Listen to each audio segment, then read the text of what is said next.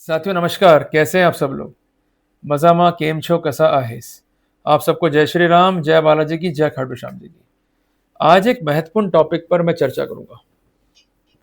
Topic जो है जुड़ा हुआ है धारा 7 पीसी8 से, और एक कॉमन क्वेरी आई है मेरे पास में।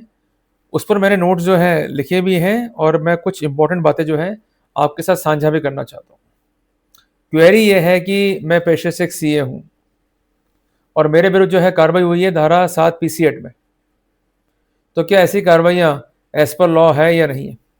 कई बार क्वेरी ये भी आती है कि कार्रवाई हुई है धारा 12 पीसी8 में, मीन्स एज अबेटर, तो ये कार्रवाइयाँ एज पर लॉ है या नहीं है। और कई बार क्वेरी ये भी आती है कि हमको जो है एरे किया गया है by the virtue of criminal conspiracy, और हम पे लगाया गया है 120 बी आईपीसी या धारा 61 बीएनएस, ये कार्रवाइयाँ जस्टिफाइड है या नहीं है। देखिए, रिसर्च ये कहता है, और जो कानूनी प्रावधान है वो ये कहते हैं कि कंसर्न जो सीए है वो एक प्राइवेट प्रोफेशनल है। क्लियर है। चूंकि वो प्राइवेट प्रोफेशनल है, ऐसे सिनेरियो में धारा 7 पीसी8 जो है उस पर एप्लीकेबल नहीं होगा। पर कई बार ऐसा भी देखा गया है कि धारा 7 पीसी8 को अप्लाई करने के लिए अथॉरिटीज क्या करती हैं, ऐसा फैक्ट रिकॉर्ड लेके आती हैं जो कंसर्न सीए है उसके पास दो कर्तव्य था। मीन्स वो किसी गवर्नमेंट बॉडी की ऑडिट कर रहा था, और उसका ये कर्तव्य था कि जो फी जो है तय है उसके अलावा कोई भी अमाउंट वो चार्ज नहीं कर सकता है। जबकि फाइल को तैयार करना उसके नाम पर जो है पैसे मांग रहा था, या फाइल को सबमिट करना है उसके नाम पर जो है पैसे मांग रहा था। अतः ये कंसर्न जो व्यक्ति है वो लोक सेवक है, अतः वो दोषी होगा। साथियों, कुछ बातों को लिख देने से या कह देने से वो बातें जो है प्रूव नहीं हो जाती। एक बात ध्यान रखिएगा कि बर्डन जो है प्रोसिक्यूशन पे, प्रोसिक्यूशन को अपना केस जो है प्रूव करना है बियॉन्ड रीजनेबल डाउट। क्लियर है। अगर बियॉन्ड रीजनेबल डाउट वो अपना केस प्रूव नहीं कर पाते हैं तो वहां पर आपको फायदा मिल जाएगा। अगर इस तरह का मामला है तो ये साबित करना होगा प्रोसिक्यूशन को कि चूंकि वो सरकारी कर्तव्य था, सरकारी नियमों के हिसाब से वो कोई भी सिंगल पैसा चार्ज नहीं कर सकता था। क्लियर है बात। अगर ये फैक्ट रिकॉर्ड पे नहीं ला पाता है prosecution, we will get the benefit.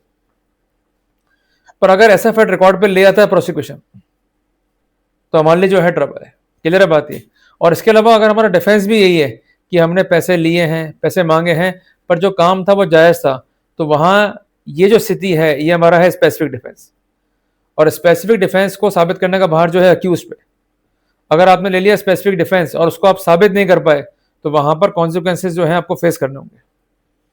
साथियों, कई स्थितियां हैं जिसके तहत एक कंसेंट सीए जो है हो सकता है prosecute as per the PC. He might be the better, जिसके लिए धारा 12 पीसी8 जो है काफी इंपॉर्टेंट है।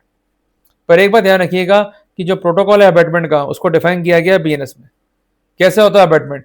Bye the way of aiding, by the way of criminal conspiracy. Clear हो गया अपने को। या किसी व्यक्ति को करना इंस्टिगेट, ताकि जो काम इलीगल है उसे संपूर्ण किया जा सके। ये सब होते हैं क्राइटेरियाज अबेटमेंट के।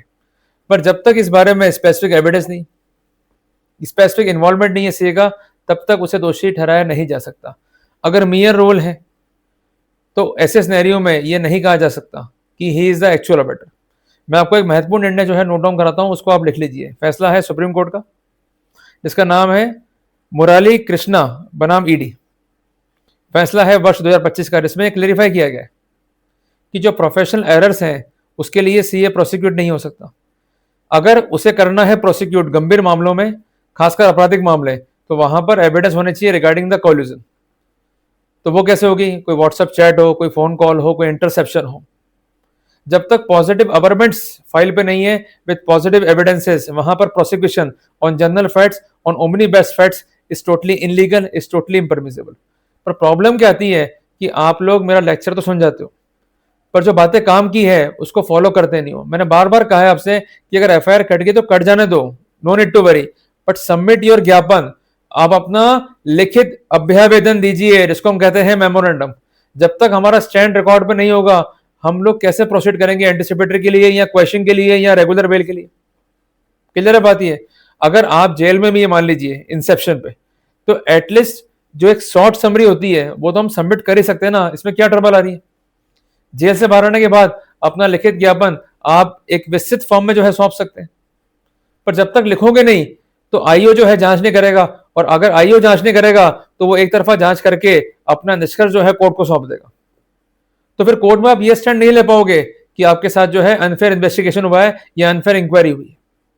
इसलिए अगर आप कोई पॉइंट को लेके चल रहे हो तो उस पॉइंट को स्पेसिफिक करो। क्लियर है बात ये? देखिए हर केस में एक होता है सेंट्रल पॉइंट, जिसको हम कहते हैं फैक्ट इन इशू। उसके आसपास कई फैक्ट जो है घूम रहे होते हैं, पर वो फैक्ट हमारे लिए इंपॉर्टेंट है जिससे फैक्ट इन इशू डिजोल्व हो जाए या कंफर्म हो जाए।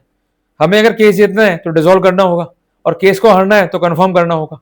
अब उदाहरण के लिए आपने ये डिफेंस ले लिया, मैं कह रहा हूं आप सी हैं, डिफेंस ले लिया कि हाँ पैसे मांगे भी और प्राप्त किए, चूंकि मांग हमारी जायज है, नियम अलाउ करते हैं, ये डिफेंस है आपका। पर नियमों के अंदर आपके पास कुछ भी ऐसा स्पेसिफिकेशन नहीं है, ना ही कॉरोबरेशन है, तो आपका डिफेंस क्या हो गया? गलत डिफेंस। जिस फैक्ट इन इशू को डिसॉल्व करना था उसको ही कंफर्म कर बैठे अपनी गलती से। इसलिए बार बार मैं कहता हूं कि जो आपके लोकल काउंसिल से उनके दफ्तरों में जाके बैठो आप और कराओ क्लिनिकल रिव्यू। जब तक नहीं कराओगे केस में राहत नहीं मिलेगी। पर उसे करने से पहले कुछ काम खुद से भी कर लो। फाइल को लो, प्रॉपर पढ़ो, नोट्स बनाओ, और जो पॉइंट बता रहे हो उसको भी नोट डाउन करो और उसको स्पेसिफिक करो विद द लीगल पोजीशन। उसके बाद आप जाइए रिगार्डिंग द क्लिनिकल रिव्यू। जो रिजल्ट्स हैं वो काफी होंगे ऑप्टिमम, याद रखना इस बात को। इसके अलावा एक सीए जो है हो सकता है प्रोसिक्यूट एज पर सेक्शन 7A कि वो इन्फ्लुएंस कर रहा है किसी अथॉरिटी को ताकि ब्राइब लेकर किसी व्यक्ति विशेष का काम जो है करवाया जा सके। क्लियर है? बट इन्फ्लुएंस के लिए भी कॉलिजन्स बहुत जरूरी हैं, इंटरेक्शन जरूरी हैं। Mere averment, mere specifications are not sufficient. जब तक लोक सेवक नहीं होगा कोई भी मुकदमा धारा 7A यहाँ पर कैपिटल है, पीसीएट में जो है नहीं चलेगा। कई बार ऐसा होता है कि सिर्फ प्राइवेट व्यक्ति को धारा 7 कैपिटल ए पीसीएट में जो है प्रोसिक्यूट कर दिया जाता है। जब तक लोक सेवक नहीं तब तक धारा 7 कैपिटल ए पीसीएट नहीं। इंपॉर्टेंट फॉर्मूला है, इसको आप ध्यान कर लेना। तो कुल मिला करके जो मोटे मोटे क्राइटेरिया हैं वो मैंने आपको स्पेसिफिक कर दी। क्लियर है बात ये? और इसके अलावा एक बात ध्यान रखिएगा, यदि आप एक लोक सेवक भी हैं, मींस डिस्चार्ज कर रहे हैं लोक कर्तव्य, पर आपसे कोई रिकवरी नहीं है, सिंपल केस डिमांड का है, तो वहां पर आप एलिजिबल हैं to get the immunity of section 17A of prevention of corruption act.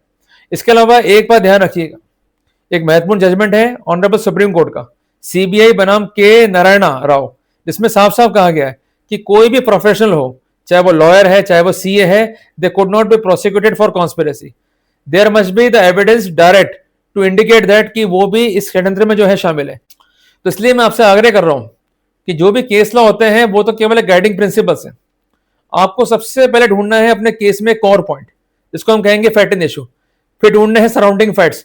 फिर तीसरी बात वो फैक्ट जो काफी रिलेवेंट है, जिससे हम फैक्ट इन इशू को डिसॉल्व कर सकें ताकि हमें फायदा मिल सके। इसी स्ट्रेटेजी पे हमें आगे चलना होगा, तभी आपको जो है फायदा मिलेगा। जल्दी मिलते हैं एक नए टॉपिक के साथ। टिल देन, जय हिंद, जय भारत।